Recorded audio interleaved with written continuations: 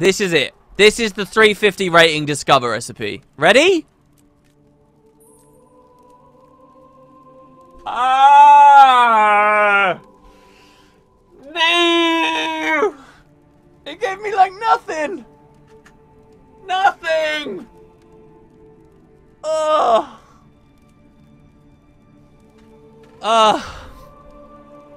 I'm a broken man. It's over.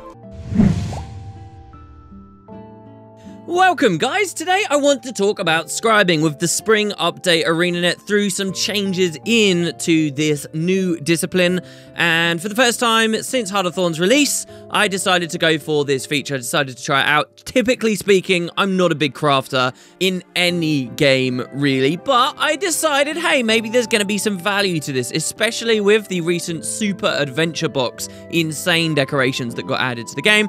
I took the opportunity, grabbed it with both hands, and decided to do a bit of an assessment for you guys. So that's what we're going to see here today. I'm going to talk to you about what scribing is, how it works. For those of you who maybe haven't listened to any information on this since way before the game came out and we had like a couple of streams, I'll give you a real player perspective for how it feels to try and level. My goal going into scribing just 2 days ago was to max the discipline out, and so I'll talk to you guys about the expenses of it and all the pros and cons and good stuff like that. So a very brief description for those of you who don't know anything about scribing. It's a new discipline, a new crafting profession. Any other MMO would call these professions, that was added to the game with Heart of Thorns. It is specifically built around the guild systems. Originally it was envisioned that it would be a very expensive discipline, and the idea is you'd have a lot of members of the guild supporting like their one guild scribe. You don't really get personal stuff in theory out of scribing. It's more benefits for the guild. Like the other crafting disciplines though, there are certain things you can get for yourself. There is a chain of backpacks you can unlock for yourself, unique skinned back pieces as you continue to rise in the level, and in the end it caps out at level 400, like cooking and jewel crafting, rather than 500, which many of the other disciplines are. Whether this will eventually go to 500 or not, I'm not sure. Maybe that's something they'll put in with another expansion. Who knows? The other kind of notable thing about scribing is, as hopefully you guys are aware in Guild Wars 2, when you're training one of these crafting disciplines, you can only do it at a specific station, like a foundry if you're doing weaponsmithing or whatever. Well, the scribing station only exists in the guild halls, so you have to level it in the guild halls. It really is tied heavily into that. The idea of it, for what it's worth, why is it called scribing, is you don't actually create stuff. Even though you're building lots of decorations and interesting things in the end, you as the scribe don't actually make any of that stuff. What you're doing is writing blueprints, and you're scheming up schematics, and you're making designs. And there's a magical machine next to the scribing station in your guild hall that will then take these designs and kind of function as a magical 3D printer. It will take your blueprint and then it will manifest stuff magically into the world, and then that's where all the physical items come from. So you're basically just writing a lot. And so you might think straight away, well, so if it's all just about writing, and the machine is the thing doing the creating, why does scribing actually cost anything? And this should be on many of your guys' minds. When Heart of Thorns came out, scribing was very expensive, had a lot of barriers to it. And actually, I hope to demonstrate to you guys in this video that the reason why you didn't see a lot of 400 scribes wasn't just because it was a huge gold sink, but because there were a lot of other barriers in place too, as it integrated with just the general guild systems that straight up stopped people, you know, spending thousands and thousands of gold and just maxing them out very, very, very, very quickly. So the reason that it costs a lot though, and you have a lot of materials associated with it, is because the devs were really realistic, and in a fun way, I would say, about the way you write this stuff. So like, if you had absolutely nothing in your hands right now, how would you start to write? Well, you need to make yourself a pen. You need to make yourself paper. And the numbers they put on the materials for this stuff is quite high, but that literally means you need ore to make the ingots, to make the nibs on the pens, and then you need wood to turn into planks to then mulch up to make paper, and you need, last of all, probably as a core ingredient, I would say, lots of dust to make blotting powder, to make your magical schematics and designs. So those are kind of your core recipes, and that's not honestly so bad. Then on top of that, you're then going to have some more varied and interesting things specific to what you want to make. So if you want to make guild transports, for example, vault transports, the idea, I guess, is that it's carried by Doliac. So you need to make like Doliac chow, and then that goes in with your regular stuff. So the way that scribing is set up is that pretty much any recipe you needs these kits, these scribing kits, these decoration kits. And those kits are built sometimes out of other kits, and then they're built out of the pens and the paper and the ink. So what is, in principle, quite a simple, easy recipe to understand at the top level actually represents quite often, and this is a big problem with scribing, these ridiculously deep trees. Like, what ArenaNet did was they made these realistic, kind of fun, sensible ideas for how you would end up building the pens and then building into everything. It all makes sense, but in doing so, they have made these really clunky, massively deep recipes with basically anything you go for. So I'll give you guys an example of that in a second, but this gets especially bad when then also, as kind of a core mechanic of scribing, they ask you to build certain scribing items into other scribing items. So, for example, decorations, okay? A lot of decorations in the game, most decorations in the game, especially when you get right to the end, those decorations are built out of other decorations, which you could only get from building out of other decorations, which you could only get out of building other decorations. And each one of these rungs, it sounds like a cool idea, right? Each one of these rungs, though, then you're doing the kits again, and you're doing the pens again, and you're doing the paper again, you're going the ingots again, you're going all the way back down the chain every single time. So this is kind of a new mechanic, by the way, at play with scribing.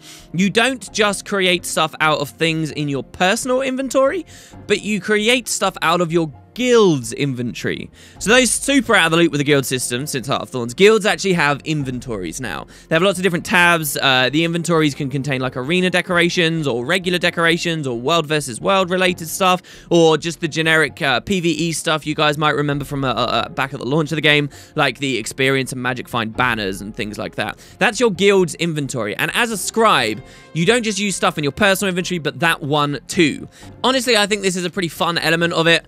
Some people have pointed out, and I guess I'll mention it, though I don't really think it's a huge problem. There is a little bit of an open door for trolling here. For example, you can, if I'm trying to build like a really magnificent big rock, and that rock is built up out of little rocks, I can first craft the little rocks, but then before I get a chance to merge them all into the big one, someone else in my guild has placed those rocks somewhere out in the guild hall, and now I don't have access to them anymore, and now I can't continue doing my scribing. So there's a slight chance for that, but honestly, I think generally you are nice to people in your guild, and if you get trolls in your guild, that's more of a player problem. You just kick that person out of the guild. No, and it certainly hasn't happened to me, but it's a cool little mechanic, all right, that there are like multiple inventories that you're pulling from. So let's give you an example of some of these deep recipes, how it can work. For example, you could maybe buy a shrub decoration, and then you can turn that shrub into a prettier shrub, and then you could maybe turn that prettier shrub into an even prettier and bigger one, or like flowers into nicer flowers. One of the more common ones is balloons, right? Like you can buy a white balloon, and then you can turn that decoration from your guild's inventory into a colored balloon. You get to pick the color, and then you can turn lots of colored balloons into a bundle of balloons. Then you can turn lots of bundles of balloons into huge bundles of balloons, and so on and so on and so on. This actually sounds like a really fun idea. Like I say, it's quite logical. It's a nice idea that you take two balloons, put them together, and now you have an entirely new decoration. But there are two big problems. I think these are the main things that cripple scribing. We're going to get to it quite early in this video. All right. Number one, you get these very deep trees, and sometimes they don't make any sense. The balloons make sense, but let's take another example. A tree, okay? I want to build a really nice tree, like a top tier tree, the biggest, best tree that I can. So we're going to start, obviously, with a really low tier tree, like the worst tree we can. So we're going to need a bunch of wood to make that tree, but also ArenaNet is saying, hey, you need a planter. This tree is going to come in a pot. So you need to build the planter that it's actually going to be in, and fill it with soil and stuff. Okay, cool. So we've built that planter. Now we want to build this low tier tree into a slightly higher tier tree. Well, for that, you're going to need a bunch of wood again, and you're going to need the tree you've already got, and now you're going to need another planter. Well, hold on, I already made a planter. Why do I need another planter? No, don't worry about it. You just need another planter, says ArenaNet. It says scribing. Okay, fine. So we'll build another planter and another tree. Except this planter maybe is a slightly higher tier, which means that it needs a slightly higher tier scribing kit, which is going to be built out of other kits. Okay, cool. So we've just built another planter. Now we want to tier it up again. Okay, so we're going to need even more wood, not more materials. And even though we've already got two planters and only one tree, and we're only trying to build one more tree, no, you can't use the old planter again. You've got to build another planter. You've got to do it again, and you've got to do it again. And it gets really weird sometimes. Like, at one point, you have like a thick palm tree, and then the next tier up is to make the slim version. Oh, well, you need another planter for that. It just doesn't quite make sense all the time. And these trees get really deep. Another very good example, actually, that I came upon towards the end of my experience scribing were the consumables. So one little known element of scribing you guys may not be aware of is, like some of the other disciplines in the game, you can create buffs, consumables for yourself that you can use to buff your character up in combat. So, for example, just like how artificers can make tuning crystals, scribes can make thesis, okay? And these actually have really cool effects. You guys might not have seen any of them, but they're like plus 200 power while your health is over 90%. Things like this, really interesting.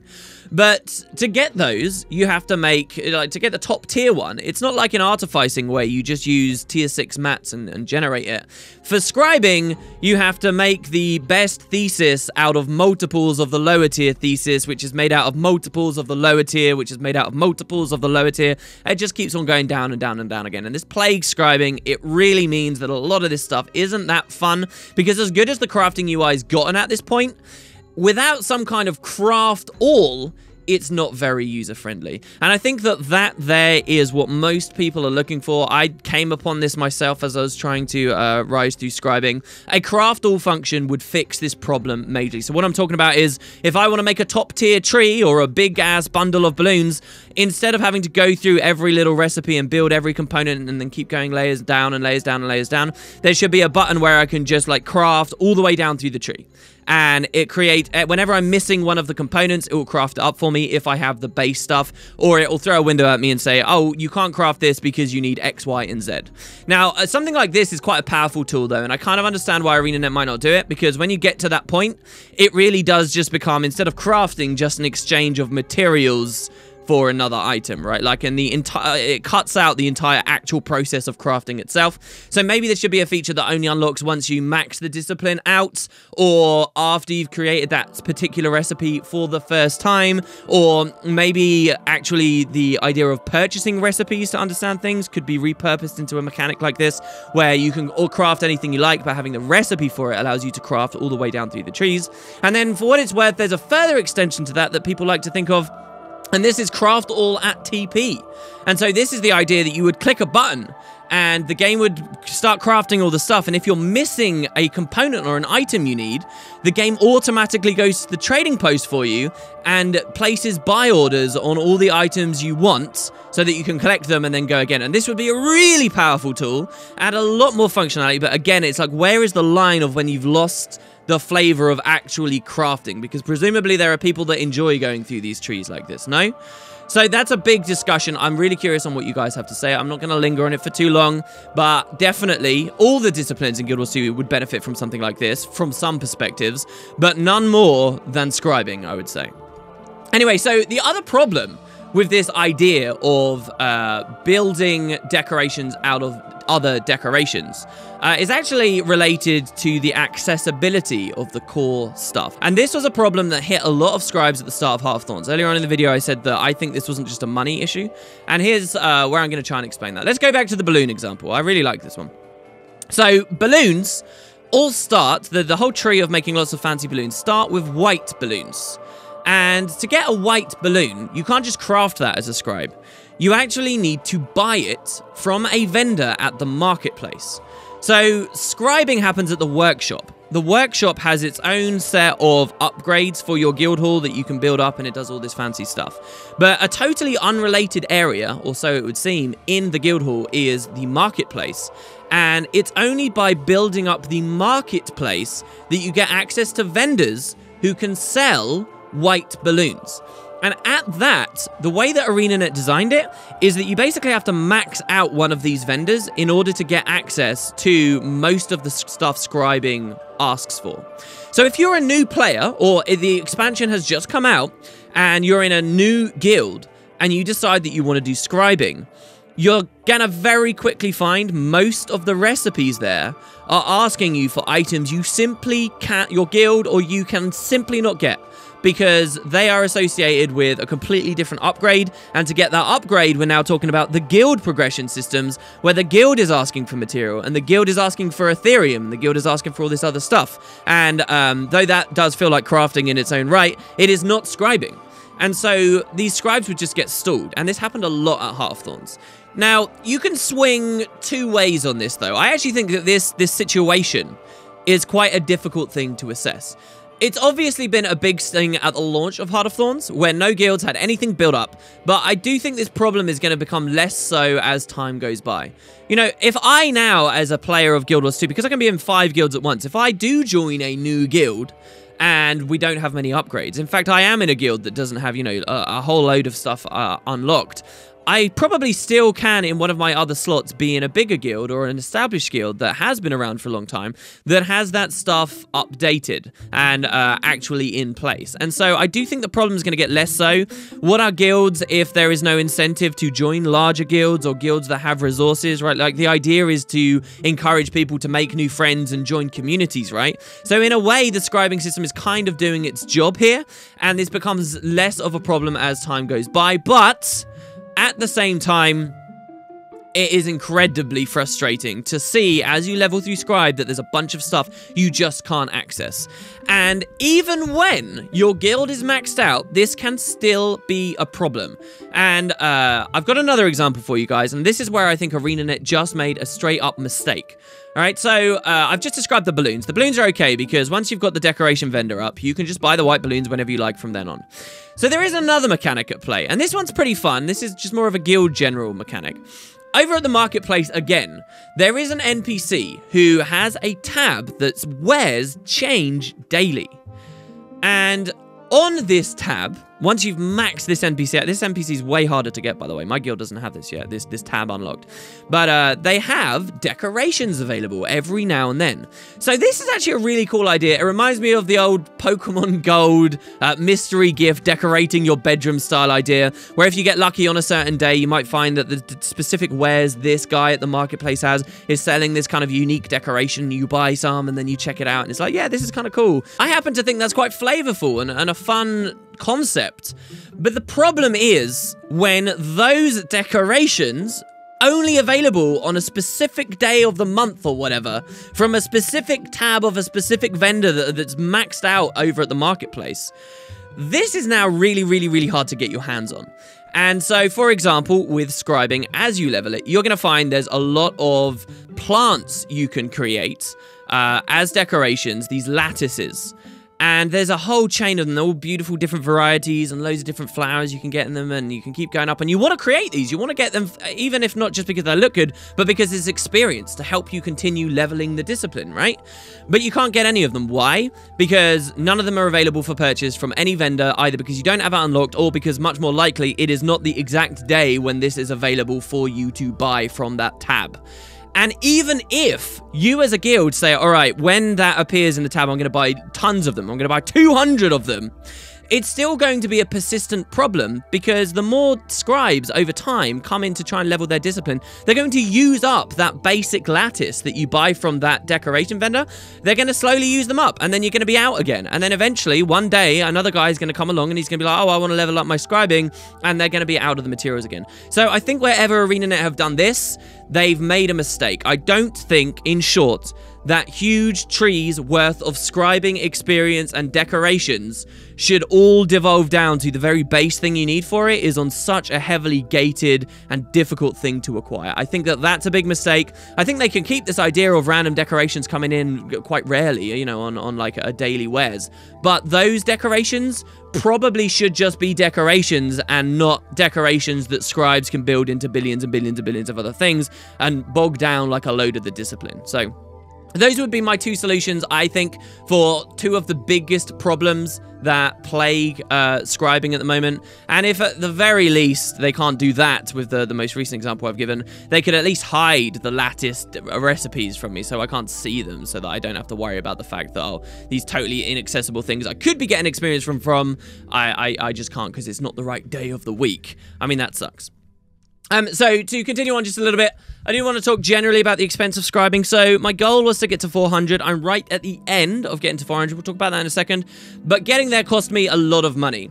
Now, scribing is a lot cheaper after the patch than it was before, and it is definitely much more accessible. Primarily, this was done because in many of these scribing kits, ArenaNet were asking for resonating slivers. Now, you're probably thinking, what the hell's a resonating sliver? A lot of the other stuff made sense, like a pen nib or paper mulch.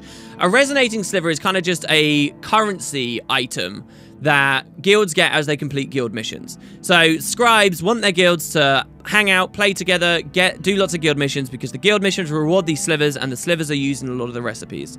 It's a good idea, but at the launch of Heart of Thorns, they were asking for way too many slivers. The slivers got ridiculously expensive. This was one of the biggest expenses for all of scribing, and what the spring patch did, primarily, it did a few things, but it really significantly dropped the amount of resonating slivers a lot of these recipes use, and so now resonating slivers are perfectly acceptable, and it's not too much of an expense.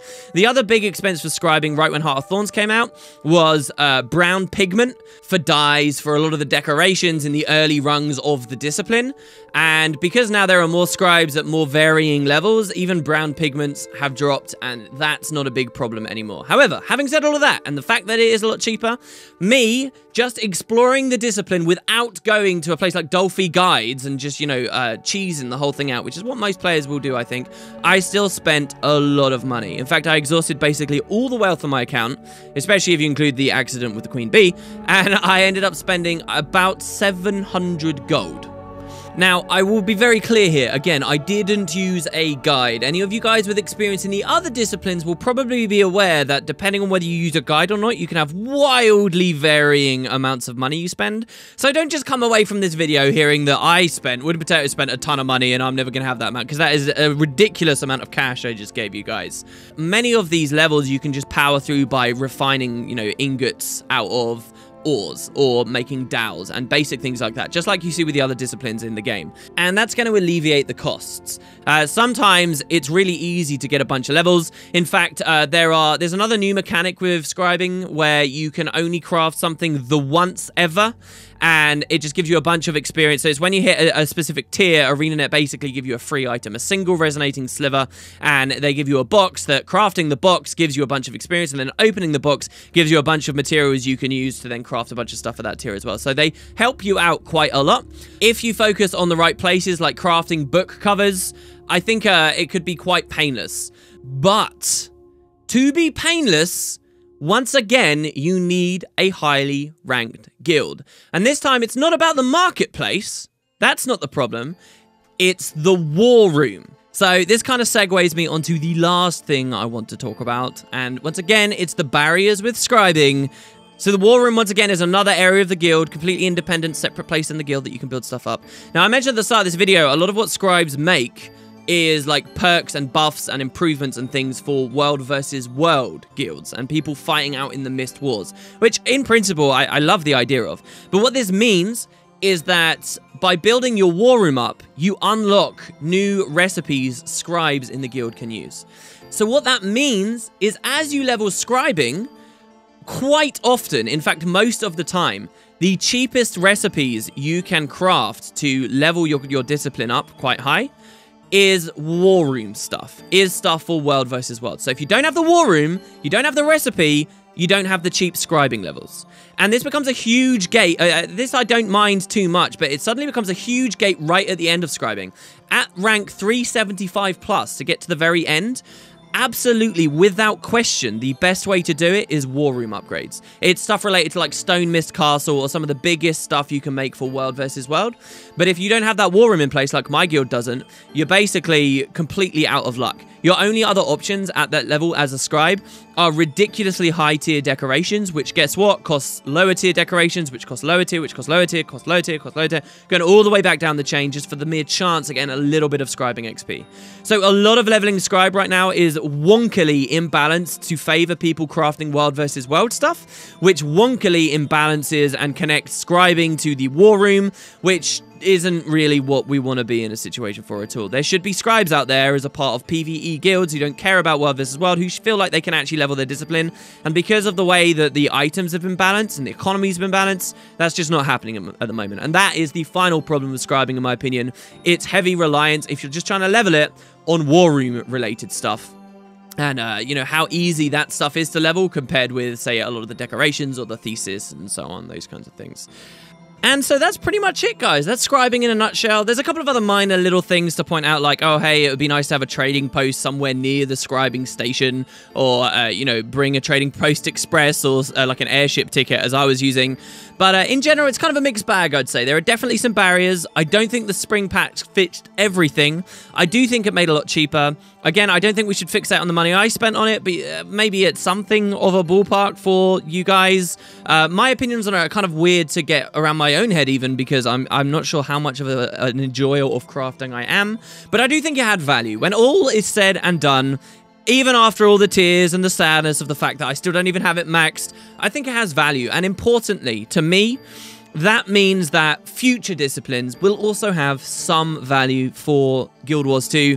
You know, when we look at future expansions and the idea that they might add a fishing mastery with a related fishmongering discipline, I think scribing proves there can be flavor there. There can be fun there. It is nice going back through, getting a bunch of the new back pieces, getting the new titles as we go through, or achievement points as we go through, feeling how different crafting it is as a scribe versus the other disciplines, and how much less emphasis there is on discovery. And I like also one perk of scribing, how it feels like it's going to continue being useful as a discipline even after you hit level 400. I think that's another perk of it that a lot of people don't really focus on. Many of the other disciplines, you just kind of max out and then maybe touch a little bit when you want to create the random weapon or bit of armor for yourself, but you're never that reliant on them. You never do them that much. It's only a very specific select few people that continue cooking after they max it out. And no, I don't think making a single Elonian leather or bolt of Damask a day quite counts as continuing the craft in the same way you would as a scribe. But when it comes to scribing,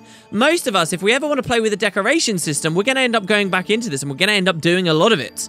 And I think that there is merit to it there as well. Definitely give it a try, guys. Definitely check it out. It's not like you suddenly lose a ton of money the second you begin. You can get a feel for how much it's costing you as you go through. And I would recommend trying out a guide rather than just pissing money into the wind like I did. But yeah, more improvements would be nice. I'd love to hear your guys' thoughts, specifically on like the idea of a craft all style thing, a craft at TP style thing even, and of course anywhere else you feel that maybe I missed or didn't talk about enough for you guys. So thanks very much for watching.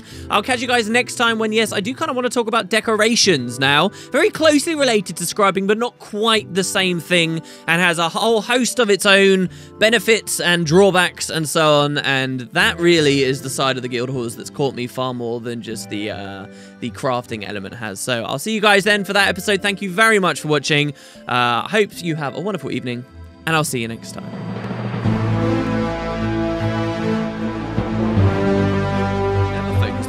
And there's a dramatic difference in how everyone's home instances looked. A lot of these things you can get to buff up your home instance not only are hard to acquire, but also time gated. So this sprocket generator, for example, I don't believe you can get anymore. This candy cane, this candy cane, I always mix this up. We don't have candy corn in the UK, damn it. This candy corn generator, which looks all molten and melted and delicious when I use my molten pick.